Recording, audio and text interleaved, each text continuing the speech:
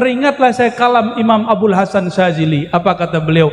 Abghadul ibad ilallah, hamba yang paling dibenci oleh Allah siapa? Orang yang amila amal akhirah, beramal amal akhirat seperti sholawat, baca Quran, haji umroh, tapi niatnya ghardan min aghradid dunya, untuk urusan duniawi. Ini yang ngomong Imam Abul Hasan Syazili. Beliau seorang syarif, zuriat Sayyidina Al-Hasan. Jadi tugas kita kalau antum Habib, antum Kiai, tugasnya mendewasakan umat. Assalamualaikum warahmatullahi wabarakatuh. Salam sejahtera, salam bersatu Nusantara, dan salam sehat untuk kita semua. Buya Arazi membungkam Habib yang menyela di dalam ceramahnya. Ya, jadi mungkin para Habib-Habib Balawi ini masih percaya diri bahwa apa yang dikatakan oleh Habib, yang dilakukan oleh Habaib itu tidak boleh dibantah oleh siapapun, karena mereka adalah zuriyah Rasul. Bahkan hanya ulama Nusantara itu nggak ada apa-apanya. Maka walaupun sedang ceramah, ya, sekalipun sedang ceramah, Habib menyela itu nggak masalah gitu. Karena cucunya Kanjeng Rasul kok. Ulama apa?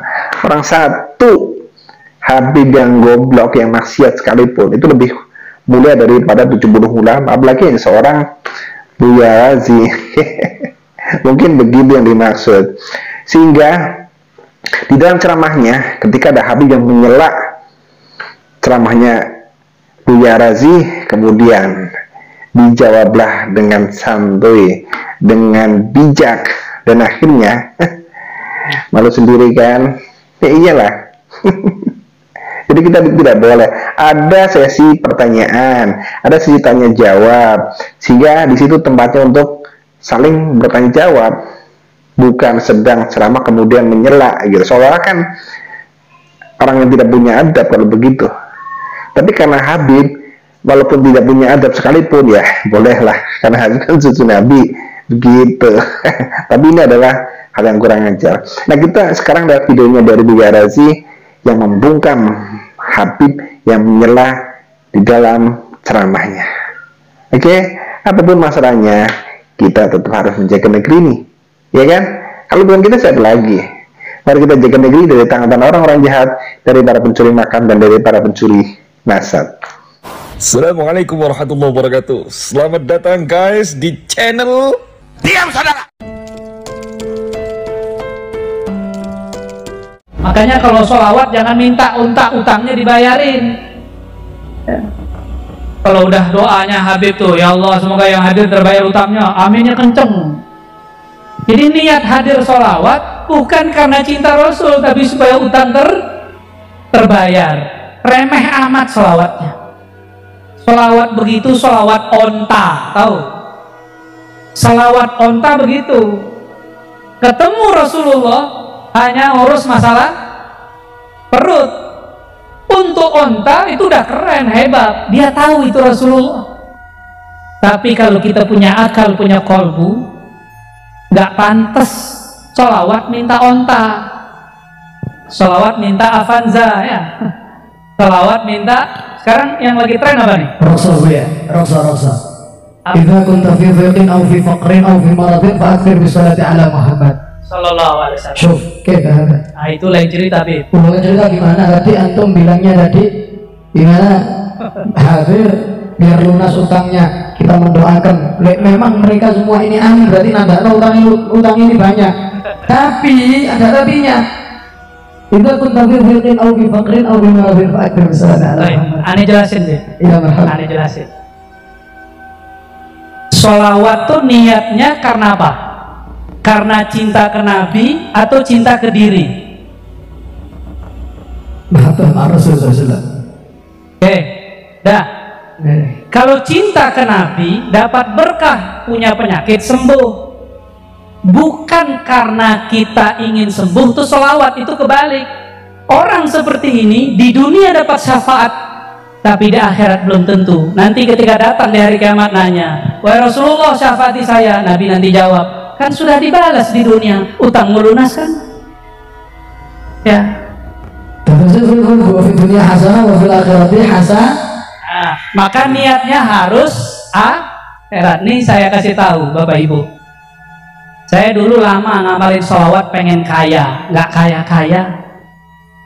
Saya punya sakit nggak sembuh-sembuh, tahu-tahu ditegur sama guru saya, seorang sayyid, seorang mursyid juga.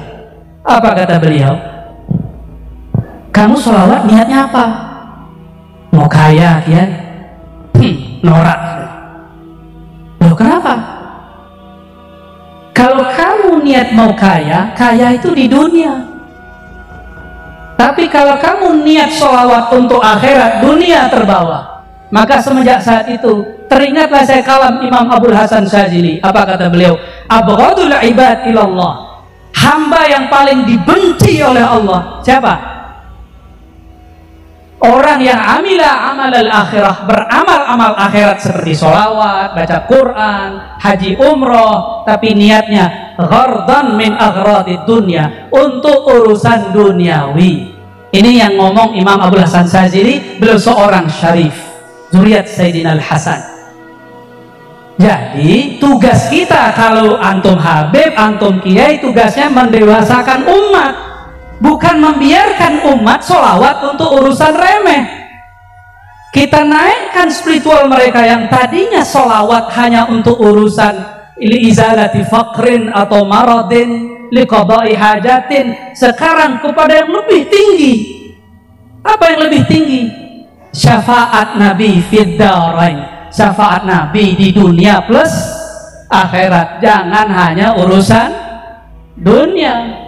Tugas kami itu Bapak Ibu, ya. Maka saya minta ampun kepada Allah jika dulu pernah mengajarkan kalau kamu sakit sholawat itu belum selesai, masih koma, harus diteruskan. Coba lihat sholawat tibil kulub. Yang pertama kulub atau jasad? Allahumma sholli ala sayyidina Muhammad. Tibil kulub, kulub dulu, baru nanti abdan, baru nanti absor. Karena qalbu urusannya akhirat, badan urusannya dunia. Akhirat dulu, ya. Nah, utang kita kepada Allah dan Rasul lebih besar. Nah, Bapak Ibu yang melakukan Allah, nah itu kalau mau naik pangkat. Tapi kalau mau kayak kemarin-kemarin nggak apa-apa, sholawat biar bayar utang, itu ada ijazahnya, boleh. Ini disebut sholatul awam, sholat orang awam. Tapi kalau sholawat al-muhibbin al-arifin, sholawat orang yang kenal Allah, kenal Rasulullah, nggak begitu.